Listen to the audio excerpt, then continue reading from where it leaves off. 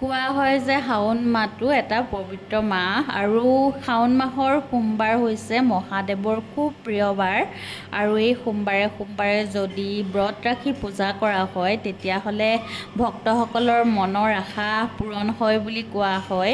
আৰু আজি যিহেতু শাওণ মাহৰ তৃতীয়টো দিন, সেয়েহে শিৱসাগৰৰ শিৱদৌলত বহুত দূৰ দূৰণিৰ পৰা ভক্তসকলক অহা দেখা গৈছে পূজা দিবৰ কাৰণে আৰু এইফালে এনেকৈ লাইন পাতি থকা হৈছে। তেনেকৈয়ে মোৰ ভাইটি এটাও আহিছিলে তেজপুৰৰ পৰা আৰু সেয়েহে ভাইটিক ক'লোঁ তই ভিডিঅ' কেইটামান দিবিচোন।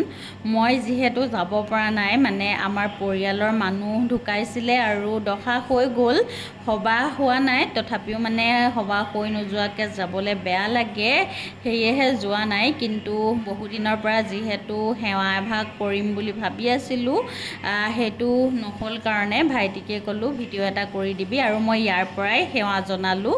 আৰু আপোনালোকেও যদি কোনোবা তেনেকুৱাকৈ যাব পৰা নাই, আগৰ পৰা যাম বুলি ভাবি আছিলে, তেতিয়াহ'লে এই মোৰ ভিডিঅ'টোৰ জৰিয়তে মানে আপোনালোকে সেৱা এটা আগবঢ়াব পাৰে।